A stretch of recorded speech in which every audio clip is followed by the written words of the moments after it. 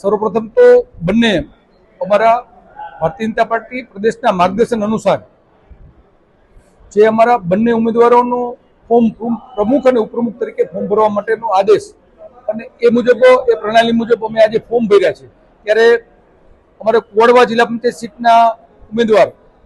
સંજયભાઈ પીપળિયા જેઓએ પ્રમુખ તરીકે ફોર્મ ભર્યું છે અને સામતભાઈ બાંભા જેઓ કોલીથર જિલ્લા પંચાયત સીટમાં ચૂંટાણા છે જેઓએ ઉપપ્રમુખ તરીકેનું ફોર્મ ભર્યું છે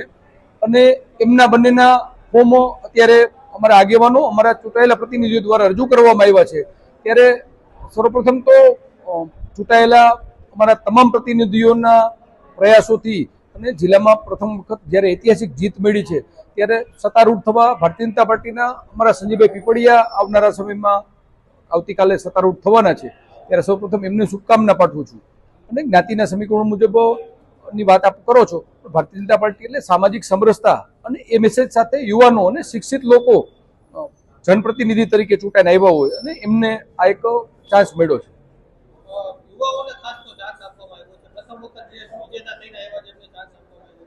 છે ચોક્કસ યુવાનો આપ જાણો છો કે યુવાનો છે એ પાર્ટીમાં કામ કરતા કરતા એ બૂથ પ્રમુખ હોય એ સક્રિય સભ્ય હોય પ્રાથમિક સભ્ય હોય કે શક્તિ કેન્દ્ર સંયોજક હોય કે પાર્ટીના નાના મોટી જવાબદારીઓ સંભાળતા હોય એમને જો આ જવાબદારી આપવામાં આવી છે સંજયભાઈ છે અમારા ચૂંટાયેલા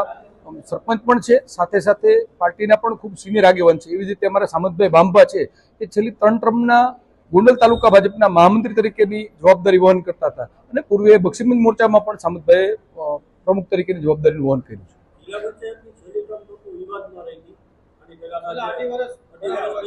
હું માનું કહું છું છેલ્લા 2.5 વર્ષ વિવાદવાળી વાત મને ક્યાંય દેખાતી નથી છેલ્લા 5 વર્ષ એટલે કે 2021 થી 26 એ ઐતિહાસિક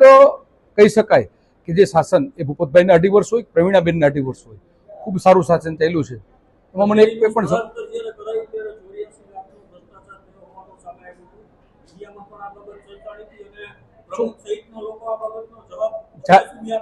જાહેર જીવનમાં આક્ષેપબાજી અને તથ્ય અને સબૂતો આથી વાત વેગળી હોય છે જાહેર જીવનમાં વિપક્ષી લોકો છે આવા બચાવ અને આ રીતે લોકો વચ્ચે જવા માટેના આવા પ્રયાસો કરતા હોય છે કોઈ ભારતીય જનતા પાર્ટી એટલે એક શિસ્તબદ્ધ અને કેડરબદ્ધ પાર્ટી છે સિનિયરોની વાત હોય મારો જ પરિવાર છે પરિવારમાં કે નારાજગી વાળી વાત કે આવી કોઈ વાત આવતી નથી આવતા સમયમાં અમારો જે પંચનિષ્ઠા એટલે અંત્યોદયની ભાવના છેવાડાના વ્યક્તિ સુધી જે પહેલા વ્યક્તિને મળે છે છેલ્લા વ્યક્તિને એ લાભ મળે એ આશય સાથે અમારા જનપ્રતિનિધિઓ કામ કરે અને એ આરોગ્ય હોય રોડ રસ્તાની વાત હોય જનસુખાકારી માટેના દરેક પગલાઓ છે અમારા ચૂંટાયેલા જનપ્રતિનિધિઓ લેશે પ્રમુખ તરીકે આજે જે ભાજપના તમામ પ્રકારના નેતૃત્વએ મારી પસંદગી કરી છે એ બદલ તો તમામ ભાજપના તમામ હોદ્દેદારોનો ખૂબ ખૂબ આભાર માનું છું અને પહેલી પ્રાયોરિટી અમારા જે છેવાડાના ગામો છે કે જે બીજા અધૂરા કામો છે એને સફળતાપૂર્વક અમે પૂરા કરીએ એ અમારી પ્રાયોરિટી પહેલા રહેશે. અધૂરા કામની વાત કરી ગયા કામની અંદર છેલ્લા 2.5 વર્ષની અંદર જ્યારે જિલ્લા પંચાયત ટ્રાન્સફર કરવામાં આવી જે જૂની જગ્યાએ ત્યારે ભ્રષ્ટાચારના આક્ષેપ ત્યારે 84 લાખનો ખર્ચ થયો હતો. આનો રિપોર્ટ હજી નથી આવ્યો કે કોઈ પગલાં લેવામાં પછી આપી નમત પૂરી થઈ ગઈ રિપોર્ટ નહીં કાંઈ વાંધો નહીં એ મારા ધ્યાનમાં આવે જ્યારે અમે પ્રમુખ પદે હજી આજે તો મારી ઉમેદવારી થઈ છે એટલે કાલે જે સત્તાવાર તરીકે પ્રમુખ તરીકે હું ચૂંટાઈશ એ પછી આ જે કાંઈ હશે એની વ્યવસ્થિત રીતે તપાસ કરીને તપાસ સમિતિમાં જે કાંઈ હશે ને એ બધું અમે કરાવશું એ 100%. કારણ કે મારા ધ્યાનમાં હજી આ નથી. કરાવશું ચોક્કસ ના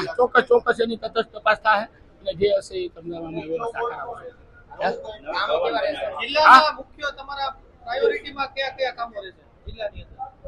પ્રાયોરિટીમાં તો એક તો આ ભવન તો અમારું અત્યારે લગભગ 36 કે 37 કરોડના ખર્ચે અત્યારે ચાલુ થઈ ગયું છે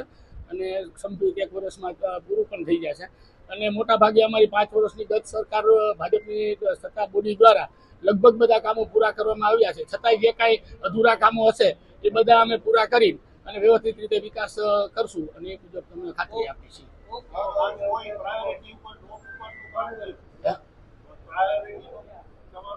પ્રાયોરિટીનું જે છેવાડાના ગામોના વિકાસ થાય એ જ અમારી પ્રાયોરિટી છે. જેમ સિટીની હારોહાર બધા ગામડાઓના પણ વિકાસ થાય એ અમારી પહેલી પ્રાયોરિટી રહેશે.